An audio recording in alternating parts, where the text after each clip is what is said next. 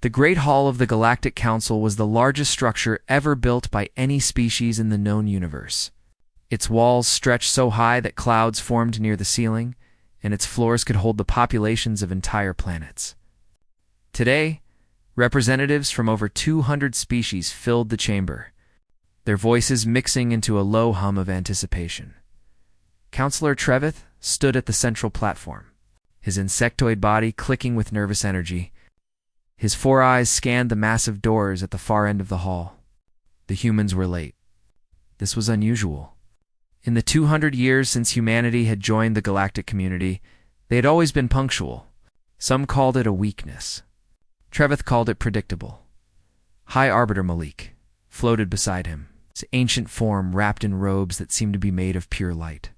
He had lived for 4,000 years and had brokered peace between species that had been at war for centuries. He had never failed. Today would be no different, or so he believed. The doors opened. Ambassador Dewan Kim walked into the chamber with the calm confidence of a man who knew exactly what he was doing. He was tall for a human, with gray streaks in his black hair and eyes that revealed nothing. Behind him walked Admiral Una Park, commander of Earth's Third Fleet. She wore her military uniform without any medals or decorations. Her face was as unreadable as stone. Whispers spread through the chamber like fire. The humans had brought a military commander to a diplomatic meeting. This was either a mistake or a message.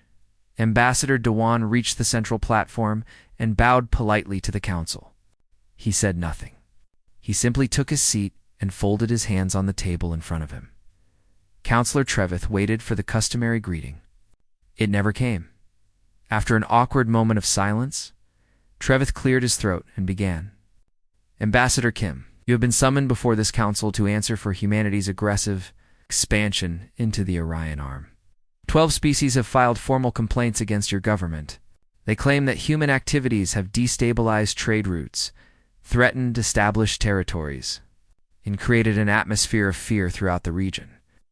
Ambassador Dewan nodded slightly, but said nothing. Trevith continued, reading from a long list of demands. The council requires the following. Humanity will surrender control of 15 star systems currently under dispute. Humanity will pay reparations to affected species in the amount of 3 trillion galactic credits. Humanity will limit its fleet size to no more than 200 vessels. Humanity will submit to annual inspections by council observers. The chamber waited. Every eye, every sensor. Every form of perception available to the assembled species focused on the human ambassador Don Dotland stood slowly. He straightened his jacket with careful precision. He looked around the chamber, meeting the eyes of representatives from a dozen different species. Then he smiled. It was not a warm smile. It was the smile of someone who knew something that everyone else did not. Or it declines to negotiate, he said. His voice was calm and clear. Good day. He bowed again, turned, and walked toward the doors. Admiral Una followed without looking back. The chamber exploded into chaos. Counselor Trevith shouted for order. But no one listened. Species that had been enemies for centuries suddenly found themselves united in confusion. The Rithani representative demanded an explanation. The Veluxi trade minister screamed about economic collapse. A dozen other voices joined the noise until the great hall sounded like a storm. High Arbiter Malik raised one glowing hand, and silence fell. His voice echoed through the chamber like thunder. What just happened? No one had an answer. In her private office, Counselor Trevith reviewed the recording of the meeting for the 100th time. Ambassador Doan's words played over and over. Earth declines to negotiate. No 7 words. In 4,000 years of galactic history, no species had ever simply refused to engage with the Council. They had argued, bargained, pleaded, threatened, and even declared war, but they had never walked away without a word. Her communications officer entered with a report. His antennae trembled with fear. Counselor, we have received intelligence from our observation posts throughout human space. Trevith looked up. What have you learned? All human fleets have gone dark. 40 star systems. No transmissions. No movement. complete radio silence. Trevith felt her blood run cold. The humans were not panicking. They were not scrambling to respond to the Council's demands. They were simply ... waiting, watching, silent. What are they planning? She whispered. Her officer had no answer. Across the galaxy, Admiral Unipark stood on the bridge of her flagship, the Soul. The ship drifted silently through the darkness between stars, all external communications disabled. Around her, officers worked in quiet efficiency. They had trained for this moment for years. Her second-in-command approached. Admiral, the Council will interpret our silence as weakness or fear. Eunice smiled slightly. Let them. They may decide to attack. But they won't. She turned to face the view screen, which showed nothing but the endless black of space. The Council has spent centuries dealing with species that fear them. They have become experts at reading fear. They know how afraid species behave. They know how to exploit that fear. She paused. But they have never encountered a species that simply does not care what they think. And that uncertainty will eat them alive. On Vareth Prime, High Arbiter Malik sat alone in his meditation chamber. The events of the day troubled him deeply. He had lived for 4,000 years. He had seen empires rise and fall. He had watched species destroy themselves and others. He had believed he understood the patterns of the universe, but humans did not fit any pattern he recognized. He thought back to the first contact between humanity and the galactic community. The humans had been cautious but friendly. They had learned quickly and adapted faster. They had traded, cooperated, and integrated themselves into galactic society with surprising speed. And all the while, they had been watching, learning, preparing for what? Malik closed his eyes and searched his memory for any clue. He found nothing. The humans had hidden their true nature so well that even he, with all his wisdom and experience, had been fooled. "What are you?" he whispered to the darkness. The darkness did not answer.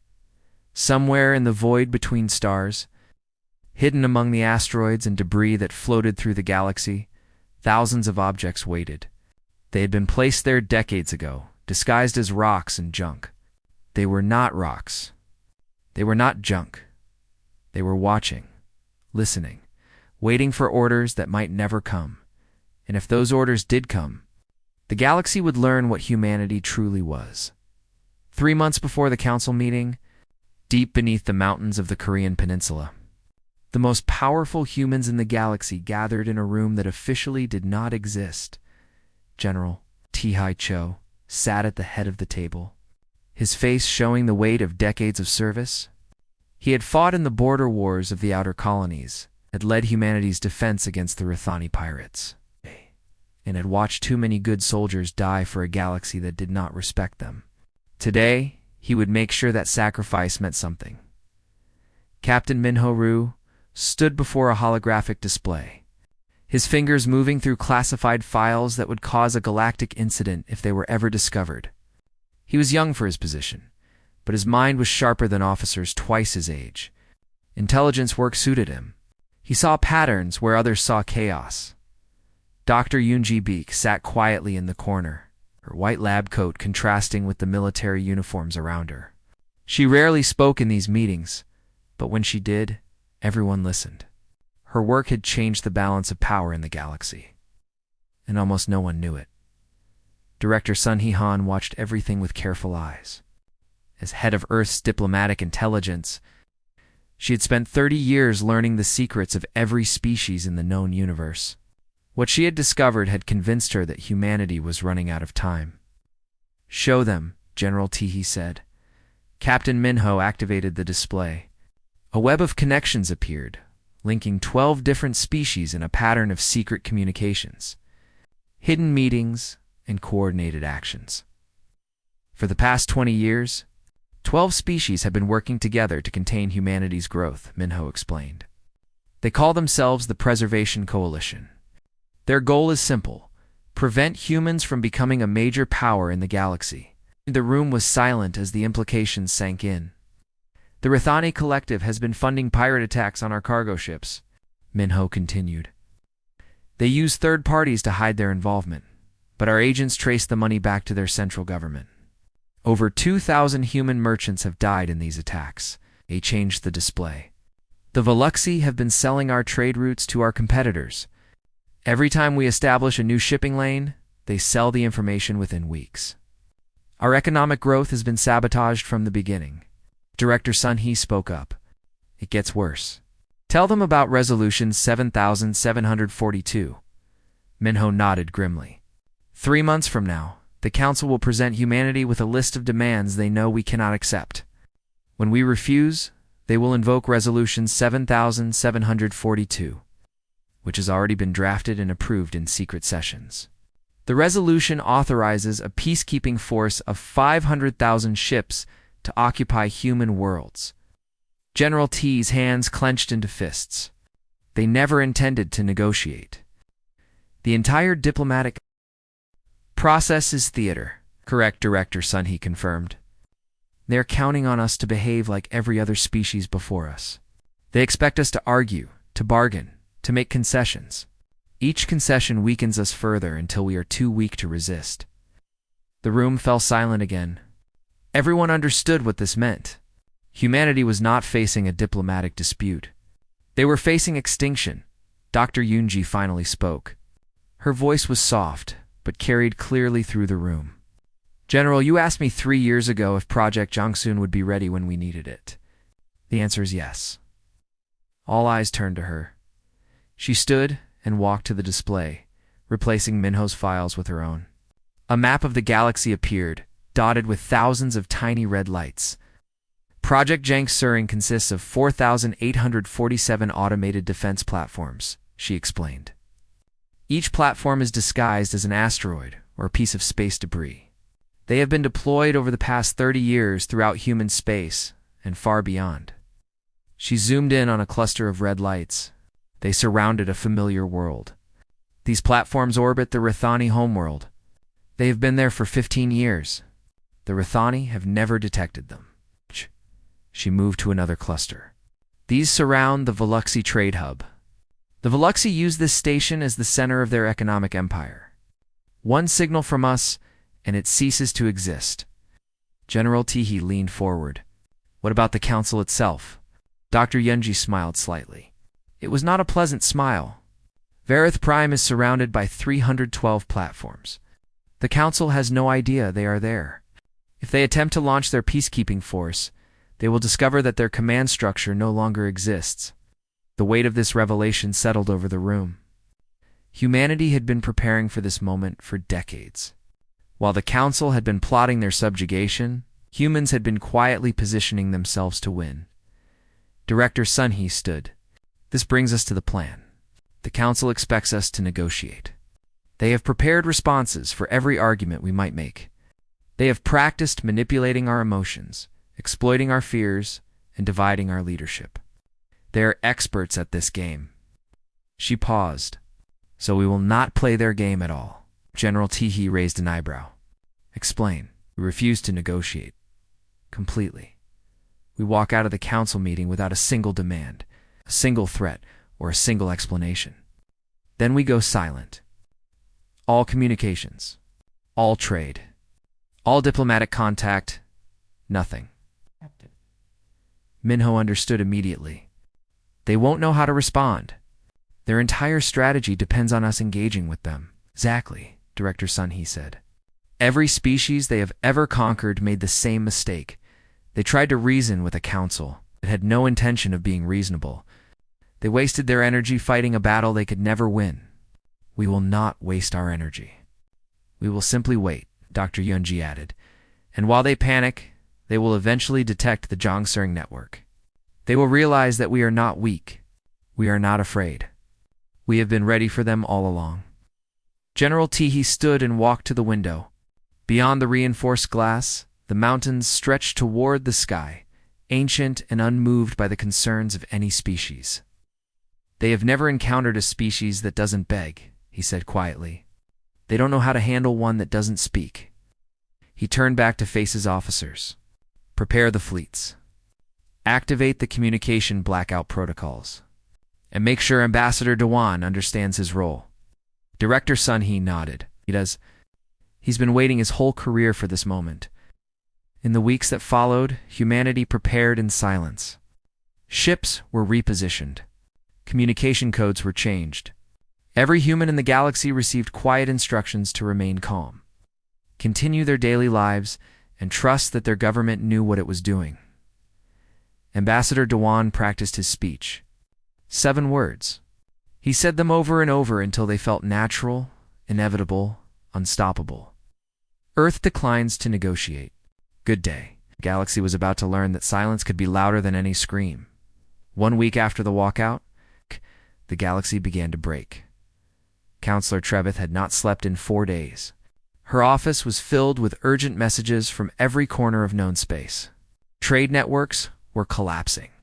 Species that had been allies for centuries were now pointing fingers at each other.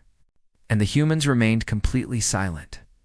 She had sent 17 separate diplomatic missions to human space. Each one had been turned away at the border without a single word of explanation. The human border patrols simply moved into position, blocking any entry, and waited. They did not respond to hails. They did not fire weapons. They did not negotiate. They just waited. Trade Minister Velkos of the Veluxy burst into her office without warning. His blue skin had turned pale and his hands were shaking. "Do you have any idea what is happening?"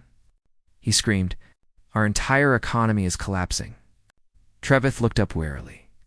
"I am aware." "Aware?" Velkos grabbed a data pad from her desk and threw it against the wall.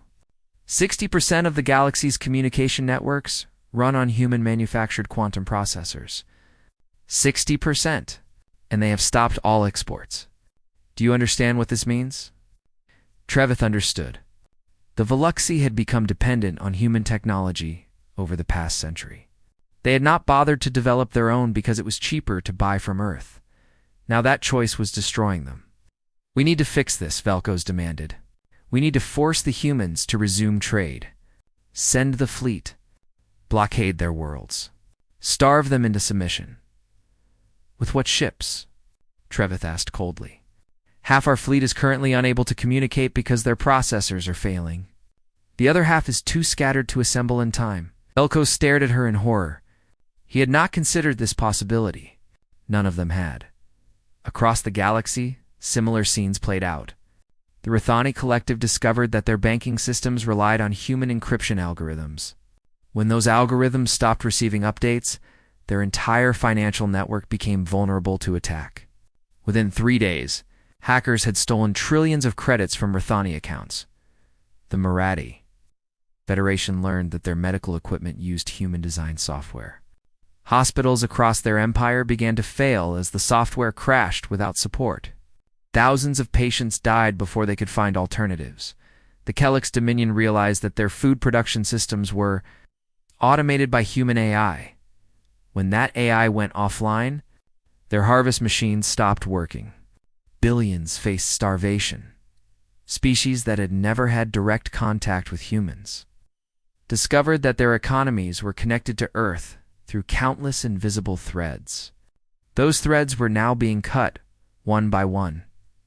Counselor Trevith called an emergency session of the full council. The great hall, which had been filled with confident voices 1 week ago, now echoed with fear and confusion. "We must find a solution," she announced. "The human silence is destroying us." Arbiter Malik floated forward. "I have reached out to Ambassador Kim through private channels. All my messages have been returned unopened." "Perhaps he is dead," someone suggested. "Perhaps their government has collapsed." "Our government has not collapsed," Captain Heron Jang said. Everyone turned to look at the young woman who had spoken. She stood in the shadows near the back of the chamber, wearing the plain clothes of a minor diplomat. No one recognized her. No one knew that she was actually a human spy who had been embedded in council intelligence for 15 years. "Who are you?" Trevith demanded. Heron stepped forward. "I am a messenger. I have been authorized to share information with this council." The chamber went silent. "Humanity is not experiencing any crisis," Heron continued. "Your observation posts have gone dark because we disabled them. Your spies have been captured because we identified them decades ago. Your communication failures are not accidents. They are consequences. Travis's blood ran cold. Consequences of what? Heron smiled. It was the same smile Ambassador Dewan had worn before walking out. Consequences of treating us like prey while pretending to be friends. She turned and walked toward the exit. The Rathani Collective has withdrawn its complaint against Earth. They did this 3 days ago, hoping to restore trade. Earth has not responded. The Veluxi will withdraw their complaint by tomorrow. Earth will not respond to that either. She paused at the door. You wanted to know what we are planning. We are planning nothing. We are simply waiting to see how long it takes you to destroy yourselves. Then she was gone. The council erupted into chaos. Accusations flew between species that had been secretly cooperating to destroy humanity. The Preservation Coalition, which had remained hidden for 20 years, was now exposed by its own members as they tried to blame each other. In her quarters on the Sol, Admiral Una Park received a coded transmission from Heron Jang. The message was simple: package delivered. Coalition fragmenting. Estimated time to complete collapse, 10 days. Tina smiled and forwarded the message to General Teehee on Earth. The plan was working perfectly. Trade. Minister Velkos sat alone in his office, staring at reports that showed his Pesci sliding toward economic ruin. He had been one of the architects of the Preservation Coalition. He had believed that containing humanity was necessary for the survival of established powers. He had sold their trade routes, sabotaged their commerce, and helped plan their subjugation. Now he understood the truth. The humans had known. They had always known. And they had let the coalition proceed because they wanted the council too. Overreached, his hands trembled as he drafted a message to Earth. It contained a single word: please. 3 days later, the message was returned, unopened, deep in the void between stars. A Veluxia long-range scanner detected something unusual. Objects were moving through hyperspace, thousands of them, heading toward Council territory. They were not ships. They were too small, too numerous, moving in patterns that no fleet would use. The scanner operator sent an urgent report to Veluxi Command. By the time they understood what they were looking at, it was already too late. The galaxy was about to discover that humanity had not been waiting for the Council to negotiate. They had been waiting for the Council to realize there was nothing to negotiate about. 2 weeks after the walkout, the Council discovered the truth about humanity. It started with a routine scan of the asteroid belt surrounding. Vareth Prime, a young Marathi technician, noticed something strange. One of the rocks was too warm. Asteroids in deep space were cold, barely above absolute zero. This one radiated heat like a small engine. He reported it to his superiors. They ordered a closer scan. What they found changed everything. The asteroid was not an asteroid. It was a machine covered in sensors and weapons, hidden inside a shell of rock and metal. Its power source was a miniature fusion reactor that had been running silently for over 20 years. Its weapons were capable of destroying a city with a single shot. They found another, then 10 more, then 100. Within hours, the Council's scanning network had identified over 300 similar objects surrounding their station. They had been there for decades, watching, waiting, ready to fire at any moment. Counselor Trevith stood in the command center, watching the display with growing horror. Each red dot represented a weapon pointed at her head. She had been living under their shadow her entire career and never knew. "How far does this network extend?" she asked. The answer made her sick. Every major council world was surrounded. The Rathani homeworld, the Veluxi trade hub, the Marathi medical centers, the Kelix food production facilities. Every target that mattered was already covered. High Arbiter Malik studied the data with ancient eyes. "They did not deploy these weapons in response to our threats," he said quietly. "They have been building this network since before we began planning the Preservation Coalition." The implication was clear. Humanity had anticipated the Council's betrayal before it even happened. They had prepared for this moment while pretending to be peaceful newcomers to the galactic community. Counselor Trevith made a decision. She sent a message to Ambassador Do-won Kim. Not a demand, not a threat. A simple request. Please speak with us. For 3 days, there was no response. Then, on the 4th day, Ambassador Do-won replied with a single sentence, "We will come to you." Here the council gathered in the Great Hall once again. This time, there were no confident voices, no arrogant demands, no displays of power. The representatives sat in silence, waiting like children called to face a disappointed parent. The doors opened, and Ambassador Do-won walked in. He was alone this time. Admiral Yuna did not need to be present. The weapons surrounding the station spoke loudly enough. Do-won did not bow. He walked directly to the central platform and stood there, looking out at the assembled species with calm, patient eyes. "You wanted to know why we refused to negotiate," he said. "I will tell you." He pulled out a datapad and activated a holographic display. Documents appeared in the air, written in the legal language of the Galactic Council. They detailed secret meetings, hidden payments, coordinated attacks, and planned invasions. Resolution 7742, Do-won said. Drafted 18 months ago. Approved in secret by the Preservation Coalition. This resolution authorized a peacekeeping force of 500,000 ships to occupy human worlds after we rejected your demands. Ow. The chamber stirred. Several representatives tried to speak, to deny, to explain. Do-won raised one hand, and they fell silent. "You never intended to negotiate in good faith," he continued. "The demands you presented were designed to be unacceptable. You wanted us to refuse so you could justify your invasion. You expected us to argue, to beg, to make concessions. Every other species has done this. Every other species has lost." He turned off the display and looked around the room. "We are not every other species." Counselor Trevith finally found her voice. "What do you want?" Do-won smiled. It was not a cruel smile, but it was not warm either. It was the smile of a teacher dealing with slow students.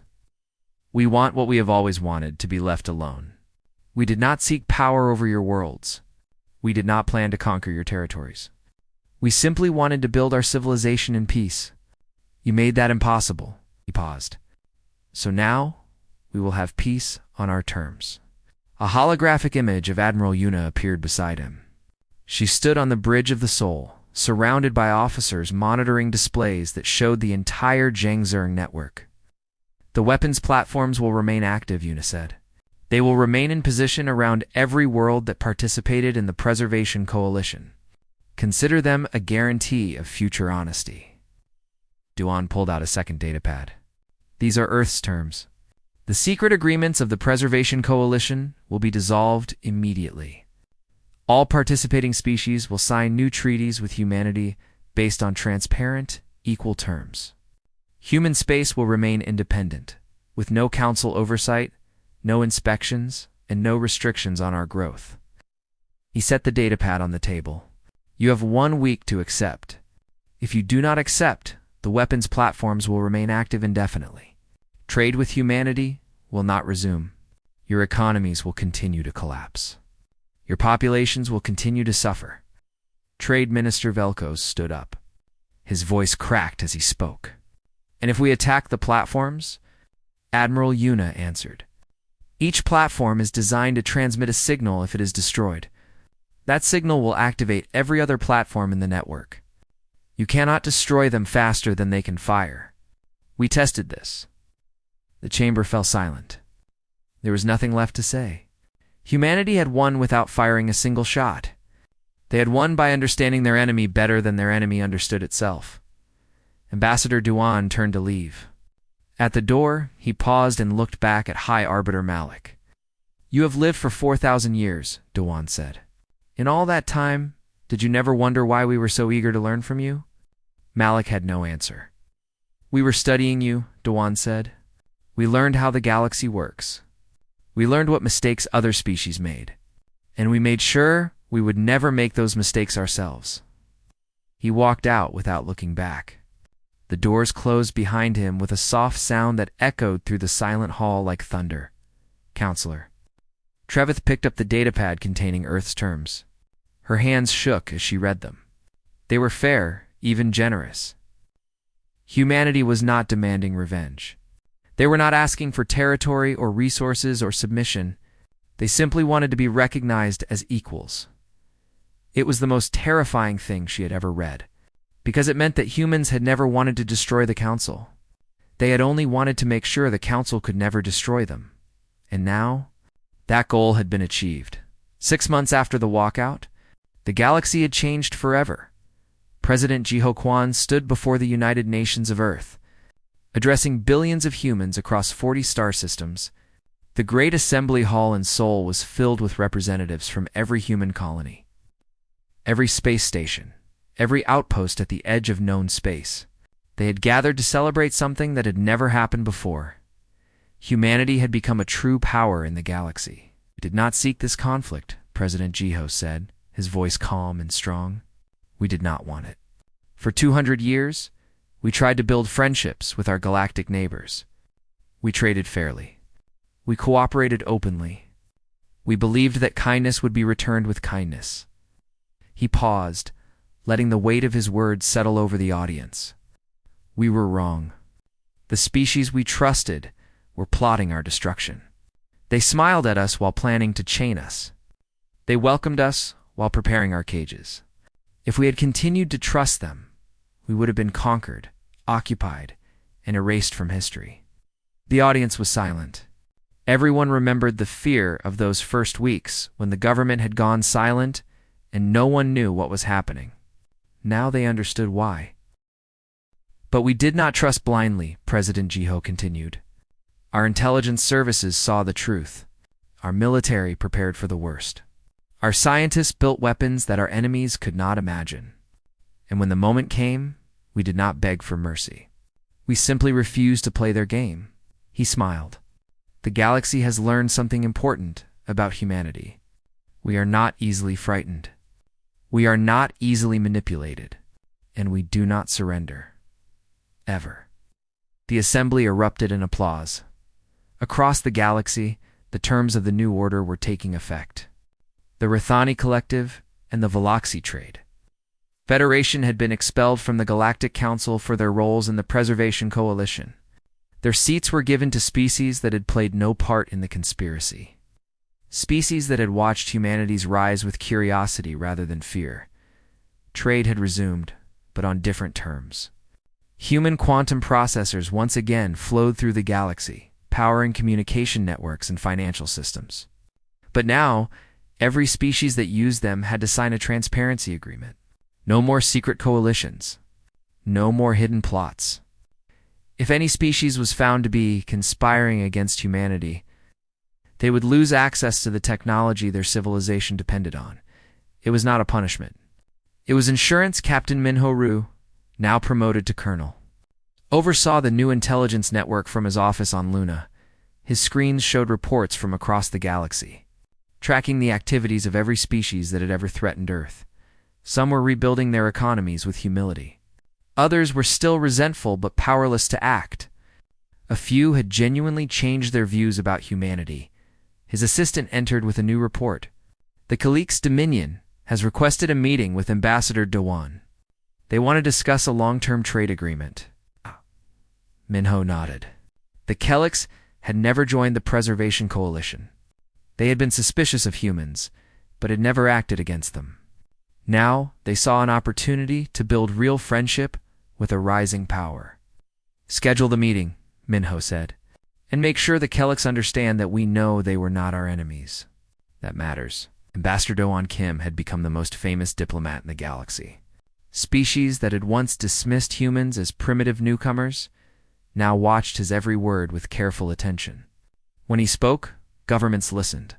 When he made requests, they were granted immediately. But Doan had not changed.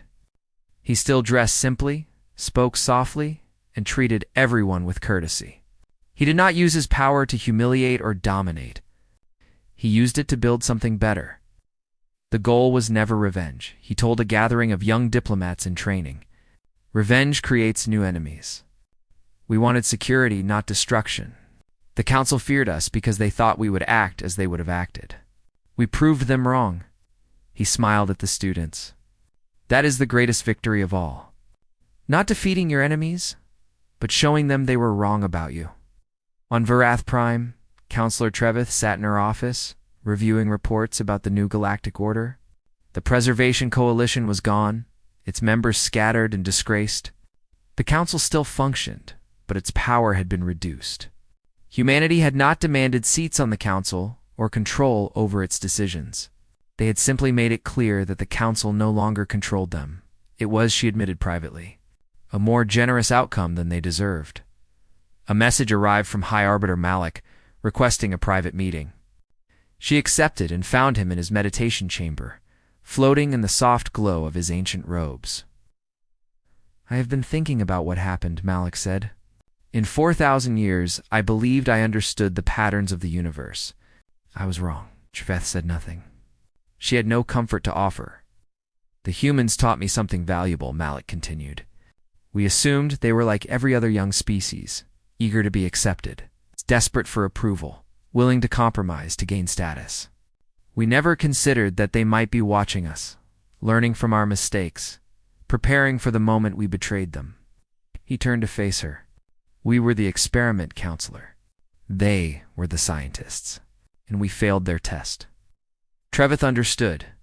The Council had been so confident in its power that it had never imagined a species that would simply refuse to play along. That confidence had been their greatest weakness, in her private chambers on the Sol. Admiral Unipark received a message from Counselor Trevith. It was brief and unexpected. How did you know we would not attack? Una considered the question for a long moment. Then she wrote her reply. You needed to know if we were bluffing.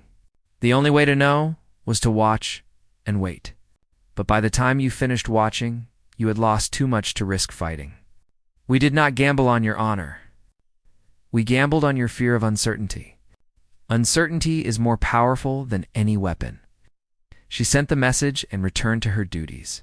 There was still work to be done. The Jangsung network needed maintenance. Intelligence needed to be gathered. Alliances needed to be strengthened. But for the first time in 200 years, humanity could do this work without looking over their shoulder. High Arbiter Malik recorded a final entry in his personal log. It was intended for future generations. For the species that would come after him long after his ancient light finally faded. In 4,000 years, I have watched empires rise and fall. I have seen species beg, threaten, and bargain. I have witnessed wars that consumed entire star systems and peace treaties that lasted for centuries. But I have never seen anything like the humans. They did not conquer us with weapons, though their weapons were formidable. They did not defeat us with diplomacy, though their diplomats were skilled. They simply refused to participate in a game they knew they could not win. And in doing so, they created a new game entirely. The old order rewarded those who played within the rules, even when those rules were unjust. The humans understood that the rules themselves were the problem. They did not try to change the rules. They did not beg for better treatment. They simply built their own board and invited us to play by their terms. We had no choice but to accept. And now, we must live in their world. Perhaps that is not such a bad thing. The humans have shown us that power without wisdom leads to destruction. They have proven that silence can be louder than screaming. They have demonstrated that the one who needs the deal least holds all the power. These are lessons we should have learned long ago. It took a species younger than my youngest memories to teach them to us. I do not know what the future holds, but I suspect that humanity will be at the center of it. They have earned that place. Not through violence or threats, but through patience, preparation, and an understanding of power that we in our arrogance never possessed. May we learn from them. And may we never forget what happens when we underestimate the quiet ones. He closed the log and looked out at the stars. Somewhere among them, on a small blue planet called Earth. The species that had changed everything was going about its daily life. They had one, and they had done it by refusing to fight at all.